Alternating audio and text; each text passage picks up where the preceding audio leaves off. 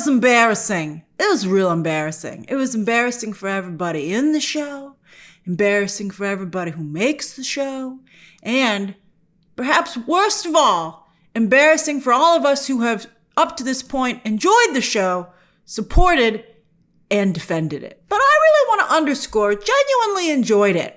You know, when I posted last night on Twitter that it was bad, some people were like, finally, you know, like, we told you.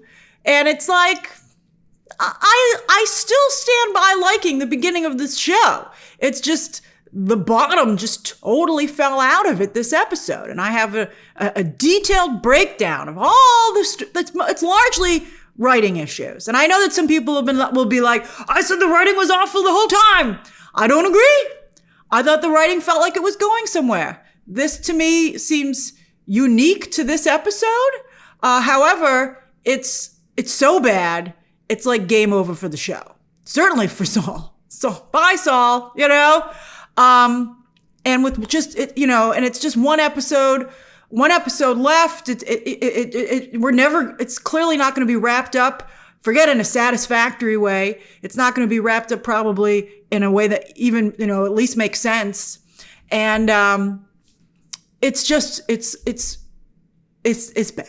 All right, so let's discuss, and I'm looking forward to hearing your comments down below. I fully expect the comment section on this video to be a real, you know, fucking disaster, but that's okay, whatever. Express yourselves, man. All right, now, my biggest takeaway from this episode is, thank goodness Khmer wasn't anywhere near it. Save yourself, Khmer! Take your cortosis and run! Because Saul, as I said, just got character assassinated. Oh, so horrible. Like when the episode started and they were at the campfire, I genuinely was like, what a great character. What a great contribution to Star Wars. What a difference that 37 minutes makes. I never want to see Saul again. I don't even want to see him for the final episode. I don't even want to see this thing. I don't even want to see a resolution to his story. I just don't want to see that guy again. I wanted to say it a little bit later in this video, but I'll just make the point here. I was really shocked. You know, he'd said last episode, I've been wanting to tell you something for 16 years, Mae. And we're like, well, what do you want to tell her? I couldn't believe they didn't use him narrating as a framing device for this flashback, particularly because he seems to have just lost his mind here in the flashback, in the backstory. So it would have been great to either have him giving some context, right? And being like, well, it seems like this is stupid and makes no sense, but let me tell you where I was coming from. Or a confession where he's like, I know this looks bad. It was bad. Like she should have framed it. It should have opened on that ship and he's like, okay. Or they should have gotten off the ship at Brendok and because he's also been promising for more than last episode that he was going to tell us what happened. So how is it that he did not tell us what happened? Okay. So I felt this episode, and I agree that those speeder bikes looked awful, by the way. Awful. I have a theory about this, and we'll talk about it in a second. But when the episode started, where I first thought that it was getting a little bit off, was when Lee Jung-jae began walking. And he had these really exaggerated movements, like he was in some kind of experimental theater project, and he was playing to the cheap seats in the back, right? I'm like, what's with the exaggerated walking? Like, I thought it was a really weird creative choice, but I like Lee Jung-jae so much, and I've liked him so much on this show, I was like, let's see where he's going with it. And then, when they started to show scenes from episode 3 from a different perspective, and it made it seem like we were watching those scenes be filmed for the show, rather than watching them from a different perspective. That was odd. Now, even there, I was like, maybe the picture on my laptop is too clear, because I usually watch these episodes on my television. I was like, maybe it's giving the show an unfair documentary feel. And I wonder, for those of you who have hated these episodes from the beginning, maybe they don't play well with a really crystal clear picture. Like, have you been watching them on your laptop or like a computer or your phone? Maybe that's one of the things that have set us apart, right? I mean, because it really did look awful. I was just like, it looks so bad. So I'd be curious to know, you know, for both groups, those who have been enjoying the show and those who haven't, where are you watching it? Because, Tom Cruise says that take off that, turn off motion blur, turn it back on or whatever. So I think it makes a very big difference. But then, not just Saul, but every character lost their minds. They lost their damn minds. It's ironic that the episode is called Choice, because it seemed like no character had any choice, that they were all taken over by the showrunner, Leslie Headland, and the episode's 3 writers. It took 3 people to destroy this show and a character assassinate Saul. Like how, it's like if all these characters had been taken over the way Aniseya had taken over Torbin, or the entire coven had taken over Kelnacca. Like these characters just started to act inexplicably. You were like, what the hell are you doing? Clearly, Osha and Mae seemed like very happy children. So there was no urgency and no need for Saul to break into their home. That was insane. And he had to aggressively break into their home. He's like, elevator's not working. I could knock or scale this mountain. And you're like, what are you doing, buddy? It's intervention time right away. So that was odd. And he, at that point, didn't even think they were the virgins. He just really wanted a Padawan. Basically just like Kamir's like, I need a Padawan. I mean, he needs basically like the title of the show, they both want acolytes. And but I gotta say, Kamir has a lot more personal dignity than Saul after this episode. But that's the motivation for Saul. Because Indara was making fun of him. She's like, oh, you can't get a Padawan. And he's like, I'm going to go steal one. And you're like, how is that your reaction? We'll talk about that also a little bit. Now, speaking of him getting a Padawan, we see how the story plays out. And we know that he eventually lets her leave the Jedi Order when things aren't working out. He's like, oh, well, you're like, dude, you killed that girl's mother and turned her and let her,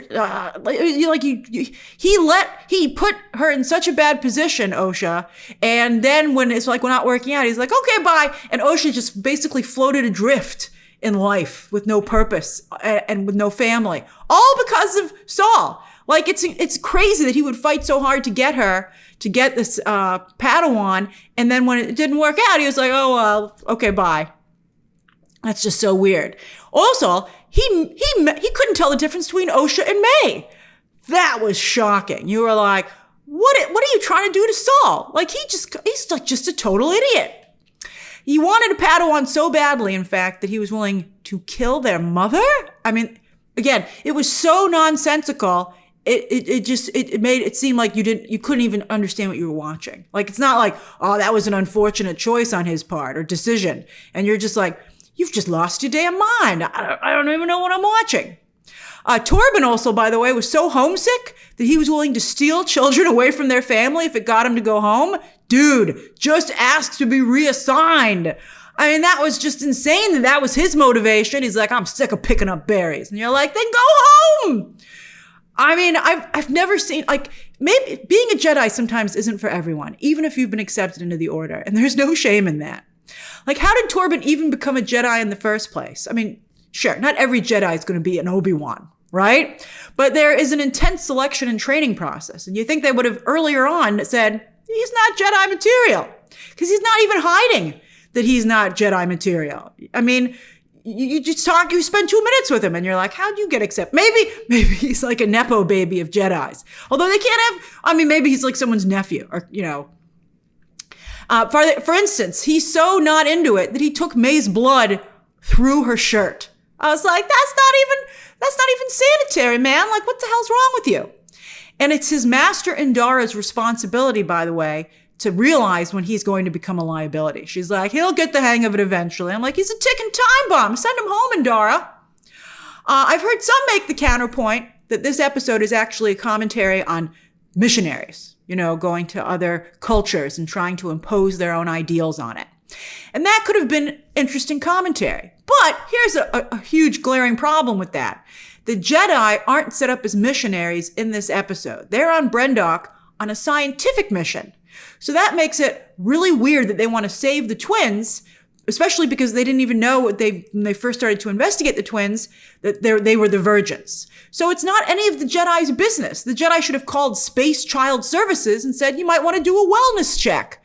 I mean, it just made no sense that the Jedi would become involved in this situation to begin with. On that note, for a show that's hallmark is being progressive, like that's the Acolyte's whole thing, which I thought at first was commendable.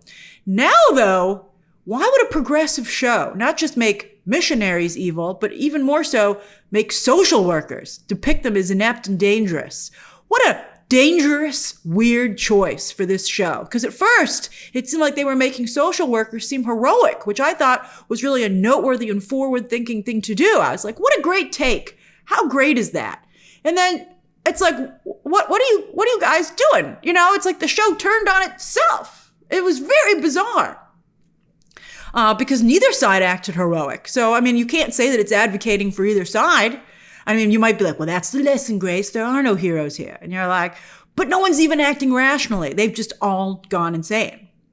Back to Saul really wanting a Padawan. If the Jedi Order had found Saul unworthy of having a Padawan, out of all the kids, you know, he told Osha, he's like, there's just nothing but kids back on Coruscant. And you're like, not one of them qualified to be your Padawan? How is he still in the Jedi Order? I can't believe the Jedi Council wasn't like, well, if he's not fit to train any of these kids, what's he doing in the Order? So, and if they had made that decision, why would he brought back this random kid that was too old for training, as was pointed out? Why would they say he could do it? Because remember, they didn't tell the Jedi Order that Osha was one half of a Force Virgins. So I don't understand how this was allowed to continue. They would be like, he should be in Jedi jail. And what about Venestra? If she knows even a little bit about what happened here, how is she not in this flashback episode in her own bad wig? Venestra used to have hair. Venestra is a character from like a child's book, apparently, in like the new Star Wars books from Disney. What? Okay, so anyway. And by the way, also speaking of bad hair and makeup, did Indara's beauty mark change? I believe it did. I was like, that's so weird. Like, I'm not, practically should have moved around her face. Who does that as a comedy sketch? I know somebody did that as a joke that the beauty mark would move, but that's how I felt. Now, speaking of marks, are they ever going to explain Mae's mark? Like, you know, they do say it's like the one that her mother has. And it's the mark of the leader? And, you know, I guess Mae and Osha were going to co-lead. I was like, are you even talking to these kids? They can't do anything together. Certainly not long term. I mean, they could be in each other's lives, but I don't think they should work together. And then there's just one episode left. They don't have enough time to explain the mark and do everything else they need to do. By the way, as for Aniseya predicting Order 66, some people online thought this was a mic drop. I thought it was horrible. Oh, it was so bad because it's incorrect. And it's not even like she cursed the Jedi, which I wouldn't have done either. I'd be like, man, make up your own mythology. Why do you gotta, I mean, it was one thing you felt like they were building on the Anakin stuff, but now you're like, dude, this is a lot of coattail riding. Like, you got to just make up your own stuff. Because the stuff they are making up with Kumir is good. So why do we have to go and ruin these other things? So instead, though, it's like supposed to be an observation about how the destructive behavior of the Jedi is going to one day lead to their own destruction. And you're like, ooh, burn? No burn. Because that's not what happened with Order 66. In fact, the clones got along so well with the Jedi that the only way that the Empire could get the clones to turn on the Jedi was through the chips in their head brainwashing them. And even then, some of the clones fought it because they loved the Jedi so much. So what? There's no parallel. There's no correlation, right? So Aniseya's comment makes no sense, and it only puts a nonsensical anti-establishment stain on a really important important part of Star Wars history. And the establishment in that moment was was the Empire that executed Order 66, not the Jedi. I'm like, I almost feel like you should have been like, Aniseya, you couldn't possibly be talking about Order 66 because your comment makes absolutely no sense. And for a show that's supposed to support women, to see Carrie-Anne Moss's Indara have so little control over her team of Jedi was very disheartening. And then on the other side, Mother Aniseya has no control over her coven. What are you trying to say about women in leadership? I mean, it was really offensive. And again, for a show that's supposed to be so progressive, that's the message? And again, for a show that's about being progressive, the big conclusion is that in order to not make Osha upset, right, they decide to let the man that killed her mother and left her sister to die lie to her, vilify that sister, and then raise her himself.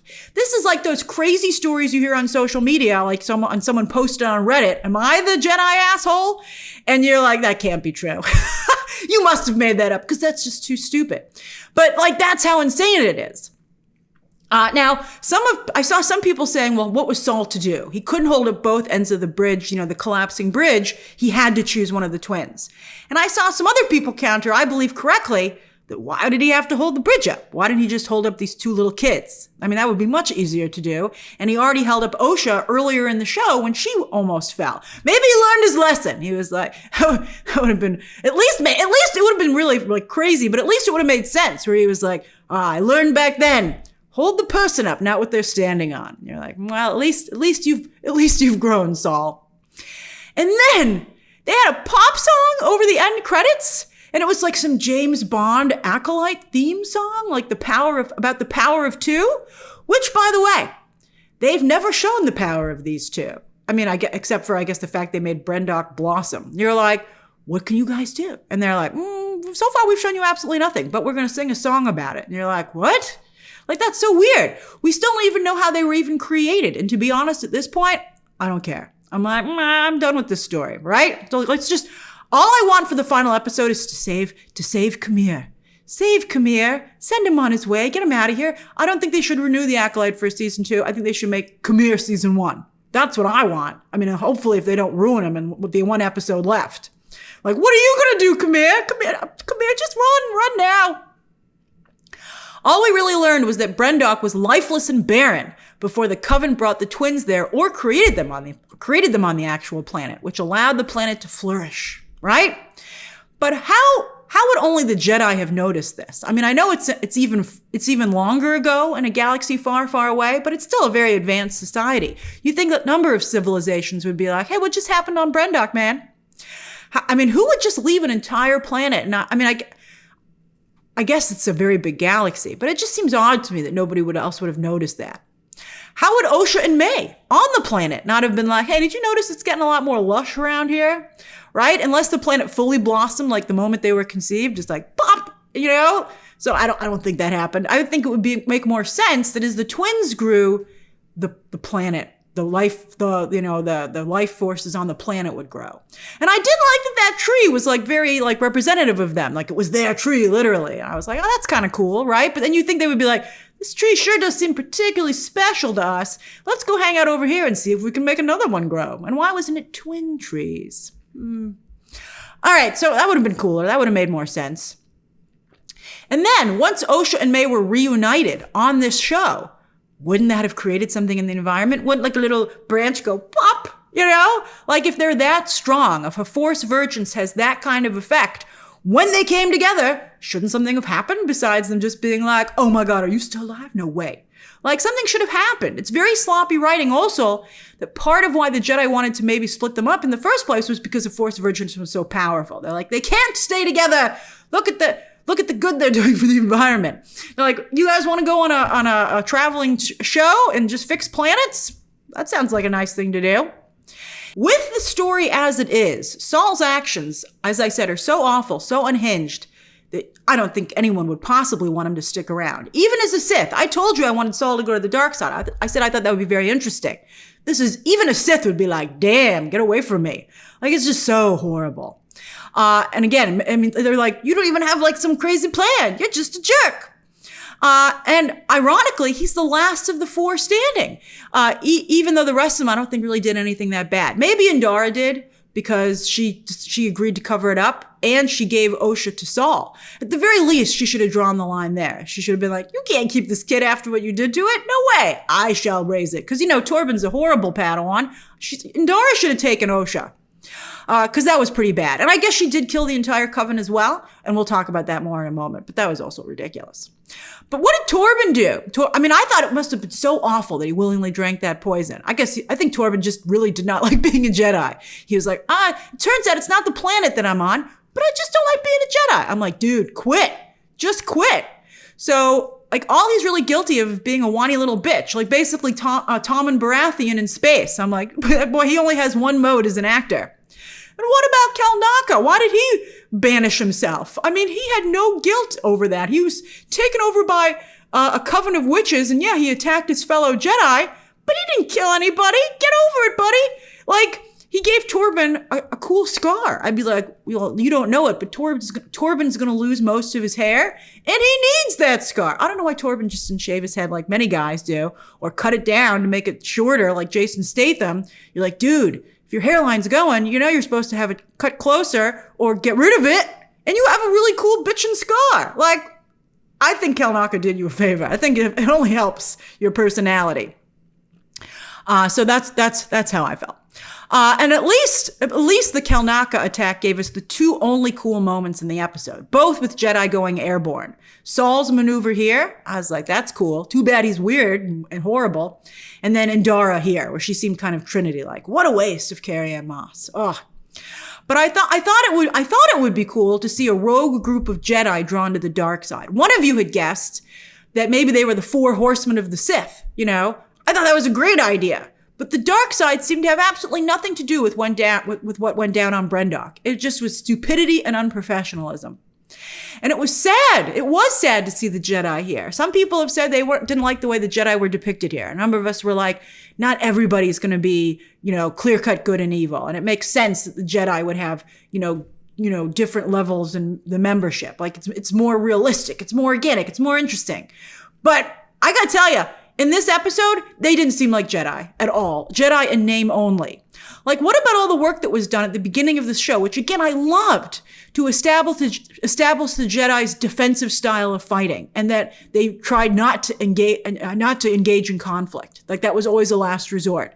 Totally out the window here. Not even they were defying it, but as if it had never existed. I mean, how could this be the same Saul who went one-on-one with Mae in episode 2, which was an incredible fight, and he was just so cool. Or Indara in episode 1.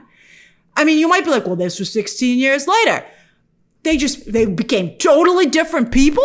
I mean, and these, by the way, the de-aging was good, but it wasn't that good. These weren't like a bunch of 17-year-olds or 16-year-olds who just graduated from the academy. These clearly were full-on adults. I mean, this was behavior that just was not excusable.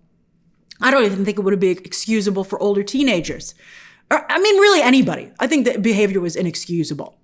So yes, nothing makes sense in this episode. And also, even worse, pretty much every single character motivation we saw in episode 3 turns out was misleading. Like Mae. Mae was actually a very sweet little girl who was misled by one of her mothers, Koril. Although I don't understand how Koril telling her to stop her sister from leaving and get mad led to Mae deciding to threaten to kill Osha. I'm like, how did you make that connection? I mean, even Koril, I think, would be like, I think you might have misunderstood what I told you. Because also, another problem is making Koril the source of Mae's behavior robs Mae of having that connection to the dark side, which had made her a very interesting character. In fact, the whole showdown, the way it's retold here, it actually had nothing to do with Osha and Mae. In episode 3, the twins had agency. Like, at the very least, they were partially responsible for what had happened on Brendok 16 years ago. But it turns out they actually had nothing to do with it. Their actions, I mean, I guess, Mae accidentally started the fire, but they were just pawns. They were bystanders in a disagreement between adults. Even Osha's wish to be a Jedi didn't matter because it was really that Saul wanted her to be a Jedi and Koril did not. And so the adults were making all the decisions, and the twins, again, they were totally robbed of their agency as children, and then therefore, as a result, as adults. It's crazy. Saul as a character has been totally destroyed, but how this show has undercut Osha and Mae, very well played in the earlier episodes by Amanda Stenberg, also I think needs to be noted. And it's just very tragic that, character assassination for Saul, wasting of the characters of Osha and Mae, who started out, I feel, with such promise. Speaking of not making sense, where did all these extra witch powers come from at the last moment? Apparently this smoke power comes from Legends or something. Why didn't she use it earlier? And why, when she turns herself intangible, can she be killed by a lightsaber? I'd be like, that shouldn't work. She's literally a smoke monster. These witches are very fragile overall, it turns out, from Aniseya to all the witches dying because Indara broke their control over Kelnacca. I'm like, why didn't they just let go of Kelnacca if it was getting that serious, right? I mean, controlling that one Wookiee was worth the entire coven dying, Both sides felt that way. Indara and the Coven were like, yes, it's to the death.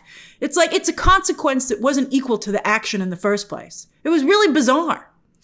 As another counterpoint, one of you said that the show highlighted that there was a lack of communication, misunderstandings, and prejudice was being depicted here. And I thought the prejudice one was interesting. I thought that had potential. Like if like this was still the development writing stage and you took these 3 writers and Leslie Headland and you were like, what are you trying to do here? Let me try to understand where you're coming from. And they were like, prejudices. You'd be like, oh, okay. But you didn't show any prejudices here. I mean, I think, people are projecting that on the episode because the witches, for instance, were only in 2 episodes. I mean, there was no prejudices underscored here. I mean, again, people just were acting bizarrely and because the writers needed them to. There was no organic motivations anywhere, right? And then you also have to wonder, is this a show about the twins? Or is it a show about the Coven versus the Jedi? If it was a show just about the Coven versus the Jedi, then I could say you could make it about prejudices. But then also, what about discovering Kumir? Is that a part of the story as well? Now, I'm sure some would say, well, the point is, Grace, is that it's about all 3 of those things. But they don't have the runtime to cover all 3 of those things. And so they needed to pick. Because as it is, it's a mess. It's an underdeveloped mess. Finally, this show had done a really good job of piquing the interest of many of us as to what happened on Brendok 16 years ago. I was seated. I was like, all right, let's find out. And this is the answer? I mean, what a letdown. And what does any of this have to do with Kumir? Besides him being, again, awesome. I'm so glad that this show at least gave us Kumir. Although, again, we have 1 episode left to go. But why is he even in this story? Why couldn't Mae decide on her own to kill the Jedi? Again, why rob her character of her agency? For a show that's supposed to be so progressive, the female characters have taken a back seat to the male characters throughout the story, which is so odd. Why is this a show about Saul and Kumir or Mae and Osha? I guess they're the masters and the acolytes, but then what are all these other characters doing in here? Right?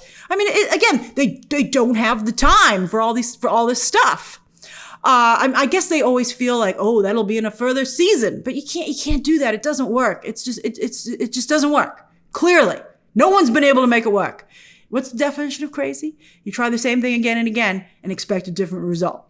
And then also Osha didn't even want to be in this show at the beginning. She's like, I would like to go home. I mean, so that's the power of 2 that they've decided to make a theme song about. You're like, instead of writing the theme song, why don't you actually make the 2 powerful? That would be a better use of our time.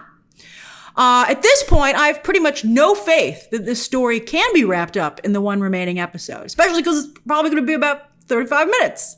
There's just no way. There's just no way they're going to be able to, as I said, forget satisfying. There's no way they're going to be able to wrap it up in a way that makes sense. It just isn't the time. And again, what a shame, because episode 5 was just so good. It was so special. It was exciting. It felt like Star Wars was breaking new ground and going in an exciting new direction. It felt like the promise that Kathleen Kennedy had first made with what her vision for Star Wars was had finally been realized. So that makes it even more tragic that it slipped through our fingers right before our eyes. Hopefully, Kumir, again, gets in an escape pod, takes his cortosis and awesome fighting skills with him, and jettisons off to Star Wars overall, leaving this show behind. So what do you think? What would this show need to do in the final episode to stick the landing, in your opinion? Like, bottom line, what does it need to do? And do you still want to see Saul continue on? And a lot of us really were loving Saul. I was loving him. Loved him so much. And I just don't want the character to continue now. I don't see how he could. All right, so share your thoughts down. Come here. Share your thoughts down below. Subscribe today. And of course, as always, you can check out some more videos right now.